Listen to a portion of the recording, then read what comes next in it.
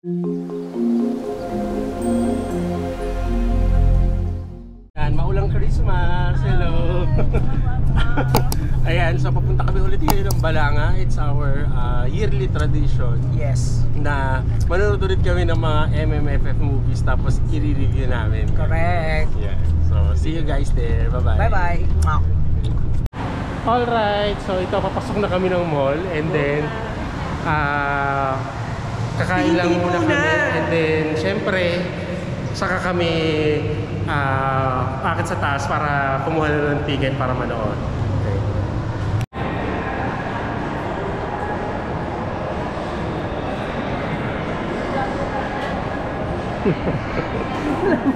Hindi pa ibang na nga ngayon eh.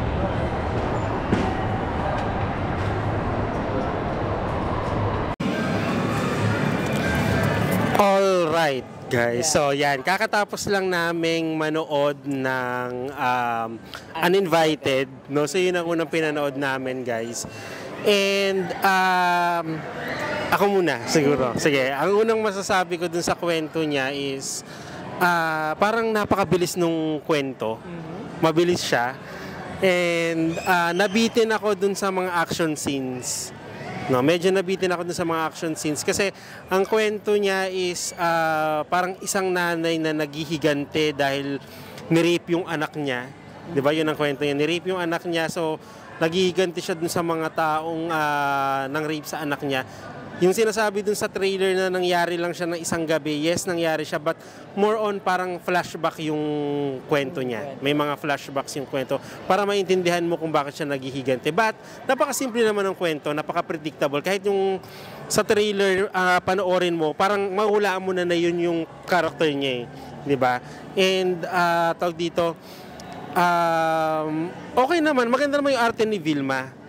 Kaya lang para sa akin, parang she's too old for the role, for the character. Yun ang masasabi ko. Medyo matanda siya para dun sa character. Parang mas okay kung merong someone na mas bata na mag-portray ng role niya.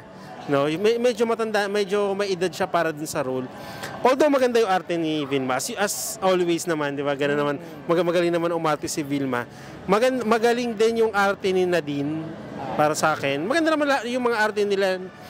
But kasi hindi natin masyado na umpisahan yung pinakasimula, no? Merong mga character na hindi ko maintindihan kung like si Tirso Cruz III, hindi ko maintindihan yung pinaka-role niya doon. Kasi kung bakit siya nandoon, ano yung niya, baka nandoon sa pinakasimula hindi lang natin naabutan. And ang karamihan sa kanila ang gagaling umarte kasi parang dinisign talaga yung movie na very intense yung emotions eh. Very intense. Although may konting tema ng may konting may mga sex scenes na medyo nakulangan ako kasi walang mga hindi ganoon ka-intense yung pagkakakuha ng mga sex scenes, walang naghubad, walang ganoon, di ba? Although kasi syempre may mga rape scene. So, yun lang, hindi medyo nakulangan ako doon sa mga siguro baka inaalala nila yung ratings dahil parang R16 siya eh. Siguro kung magugubiyan pa sila, talagang kung medyo mas... R16 ba? R13? R16 sila. So, baka ma-R18 sila. Kasi, mabibitin ka sa mga sex scenes nila, sa mga bed scenes, mabibitin ka eh. Wala kang makakitang nakahubad or ano. Even si Aga Mulak nung nang-rape siya, never mo siyang makita kasi hindi na rin maganda yung katawan ni Aga Mulak, no. Oo, even si Nadine Lustre, of course, syempre hindi naman nagkapa-sexy si Nadine pero hindi mo siya makikita na may mga breast exposure, no. And merong mga character na parang hindi importante sa movie. No, may mga character doon na like yung role ni sabag si Ron Angeles, parang tag dito siya. Jowa ba yun Jowa siya na din dun sa ano. Na parang hindi siya ganun ka-necessary yung role niya, no. And then yung role ni Tirso Cruz III, hindi ko din makitaan ng ganun ka-necessary. And kumbaga parang napakabigat na artista tapos yun lang pala. Oo, yun lang pala yung role niya doon. And then parang may mga may mga twist or ano ba tawag doon na parang unnecessary, like yung si Maylin Dizon, nagkaroon siya ng affair kahit dun sa isang tao ni Aga Mulak na parang tag dito, sa takbo ng kwento na isang araw lang nangyari, parang napaka-unnecessary na siya. Parang para sa akin, mas dapat nag-concentrate tong movie dun sa mga action scenes, sa mga suspense scenes, kung paano, kasi doon ako medyo nabitin no. Kasi dinagdagan nung mga scenes nila Ron Angeles ni Nadine Lustre, dinagdagan nung scenes nila Maylin Dizon and yung story kasi umikot mismo doon sa event na birthday ni Aga Mulak. Yun lang, doon lang tumakbo hanggang sa natapos yung story na yun, doon pa rin, party pa rin. Sabi nga ni Glenn, nagpa-flashback lang yung story. Tama rin naman. Ang sa akin maganda yung sound effect niya.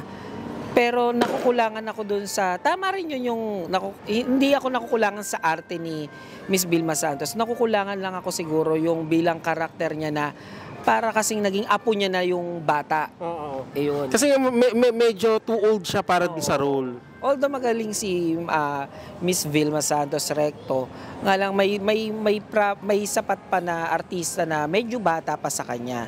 Ayun. Siguro dahil MMFF Vilma Santos, kaya siya yung nandun.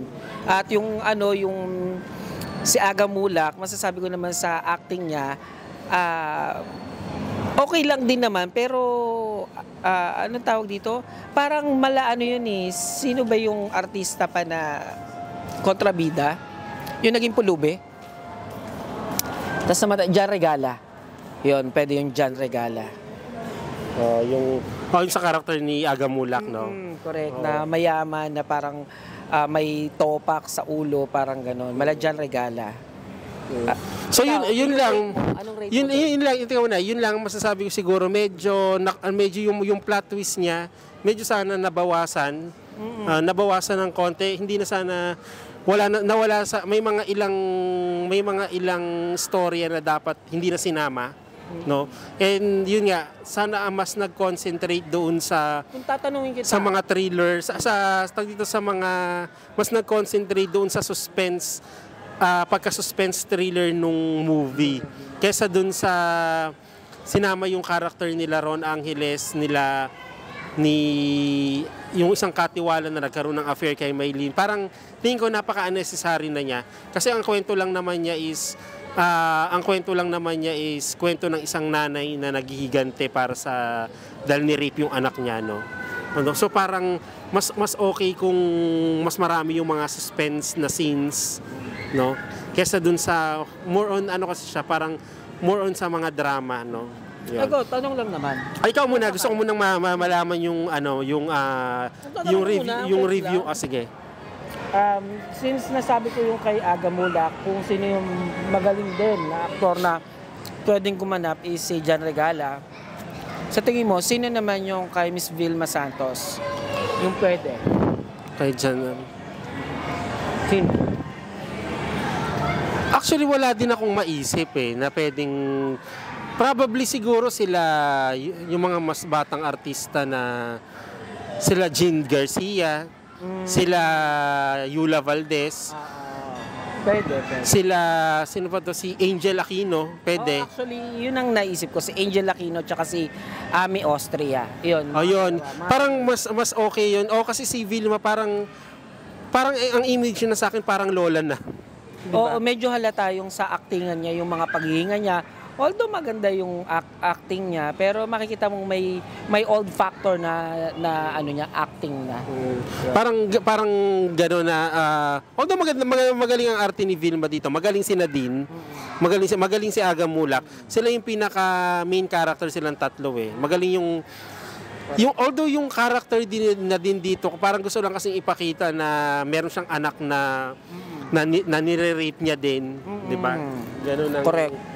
Ganun ang gustong ipakita kasi parang may pagka-maniac si Aga Mulak, ganun.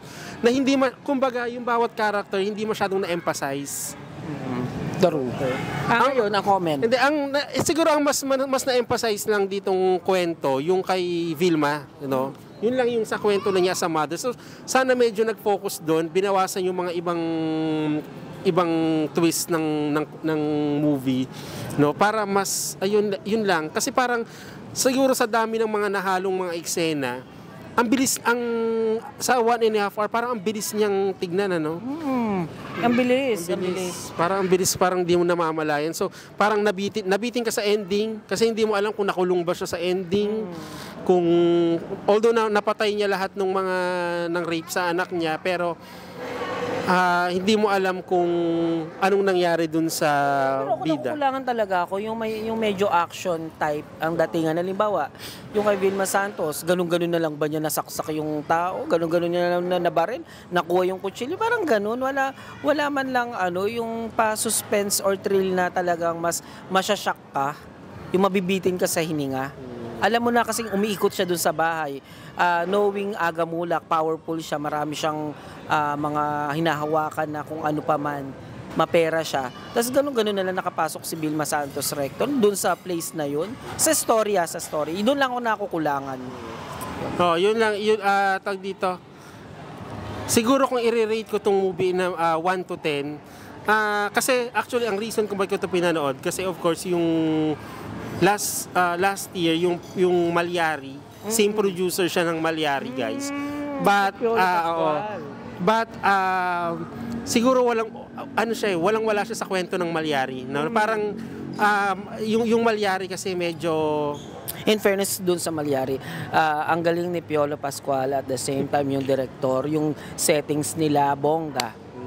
Itong sa ngayon, medyo yung pinroduce nilang movie is maganda naman siya, but siguro in a range of 1 to 10 masasabi ko it's 7.5 or 8. Ay, oo, pares 7.5, 7.3. Yun ang right. Mga ganun lang, hindi ko siya masasabing same level ng Malyari, pero ito kasi yung pinaka first priority namin, kasi nga parang based sa trailer, very interesting siya. Interesting naman talaga din yung kwento. Parang hindi ko sure kung merong movie na kaparehas nito. Parang wala pa yata, Wala pa. But masasabi ko na siguro una to na sa mga unang klase ng movie, yun nga lang is medyo bitin, Medyo bitin siya para sa oras niya. Malapit na yung pangalawang movie. Magpe-prepare na kami. At hintayin niyo yung comment namin sa pangalawang movie natin na Espantaho. So, panoorin namin yung movie na Espantaho. So, actually, parehas kami kasi number 1 na priority namin panoorin, Uninvited. Second is itong Espantaho. Sa third lang kami nakakaiba. Yeah, see you later! Bye-bye. See you later. Bye-bye.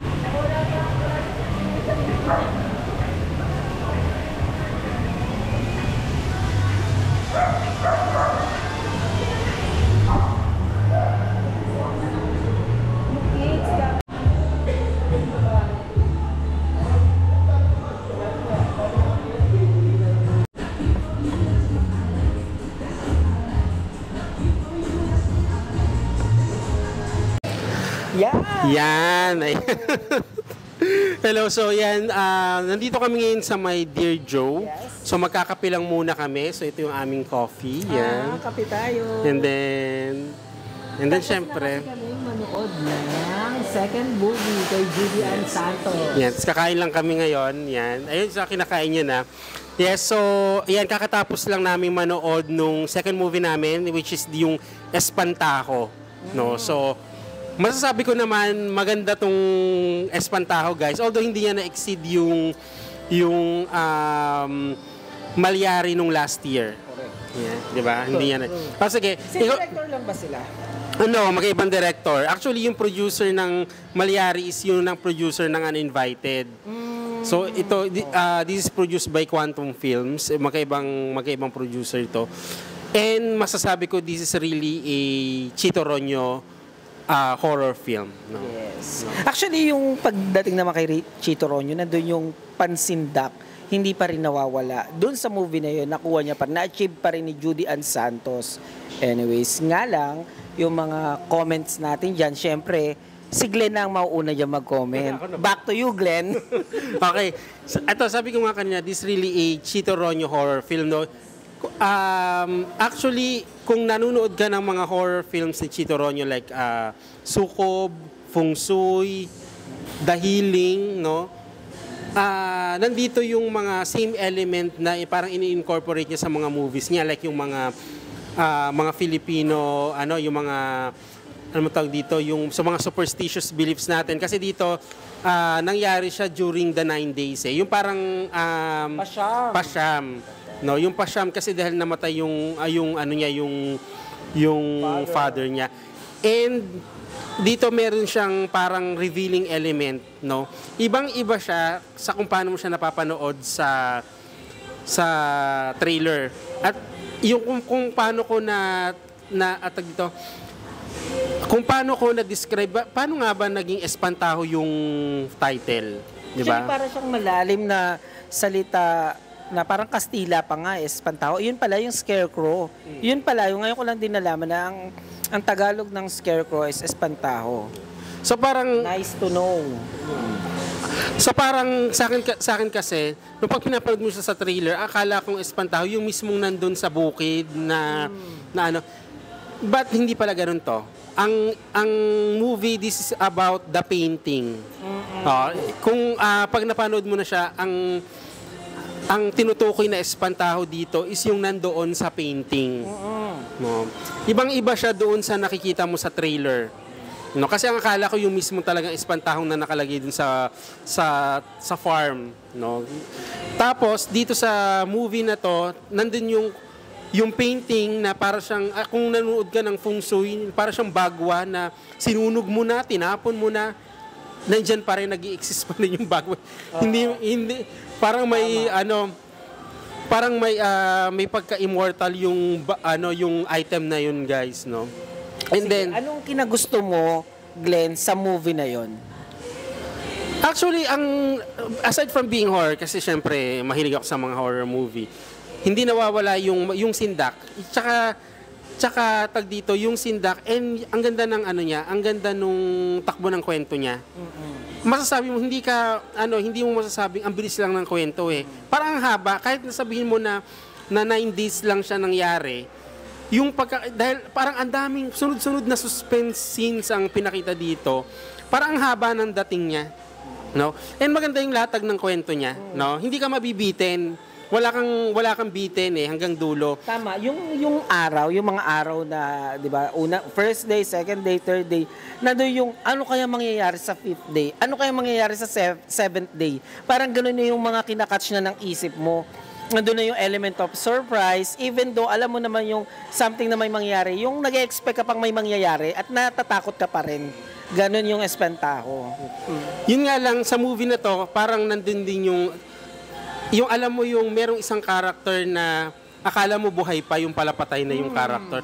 But, dito pa lang naman, very obvious na siya sa simula. Nahalata na namin na patay pala yung character ni Lorna Tolentino dito. Actually, nagulat ako kasi sabi ko gano'n, ba't feeling ko may kasama ako nanonood?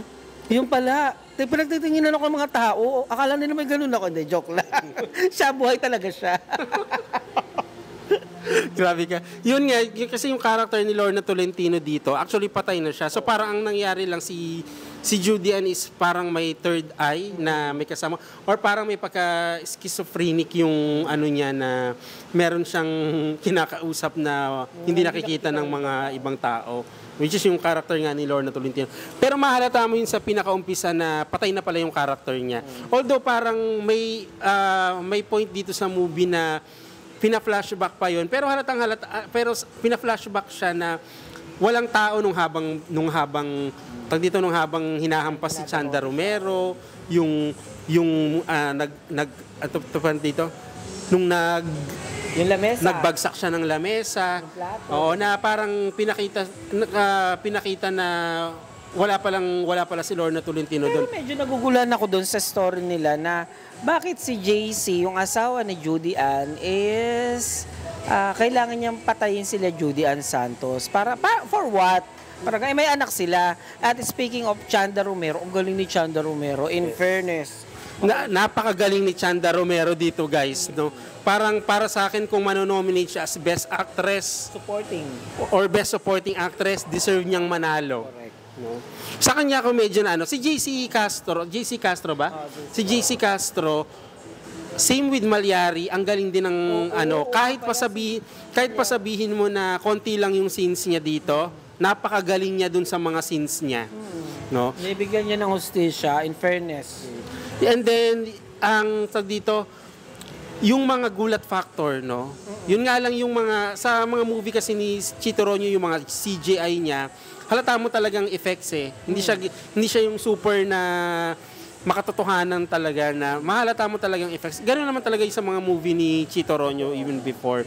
Kasi yung mga balang, yung mga ibon, mahalata mong effects lang siya, eh, no? Tsaka yung mga tag dito, yung mga tag dito, yung kamatayan, may meron silang nilagay na ganong element dito na mahalata mo talagang effects lang siya. And then yung kung nanonood ka ng Sukob, makikita mo yung style ni Chito Ronyo sa Sukob na pag may namamatay sa Sukob, merong mga dahon. Dito naman pag may namamatay, merong mga dayami. No? Kaya makikita mo talaga dito Chito Ronyo tong movie na to eh. No? Kasi may pagkakahawig siya doon sa mga movies niya, doon sa mga previous movies niya. No? At the same time, parang may culture ang dating. Hindi lang ba siya nakakatakot? May kultura ang dating. Iyon. Hindi, ano siya, yun nga, yung parang tinatakil niya yung mga Filipino na superstitious beliefs, like yung pasyam, di ba, yung mga antique, na, di ba, yung nagpasok siya ng mga antique items na may tag dito, na parang, ano mo tawag sa ganon? Ayun nga, antique, mga parang mga sinaunang gamit, mga ganon. Na parang curse yung items na yon. Yon, may mga ganon, may mga ganon siyang element na nilagay dito. Tapos ikaw, sa tingin mo, nabigyan ba ni Judy Ann Santos yung movie? Nabigyan niya ba ng hustisya yung pag-acting? Aside kay Chanda Romero na magaling din? Actually, magagaling silang lahat dito. Lorna Tolentino, Chanda Romero, Okay lang din yung si Judy Ann Santos.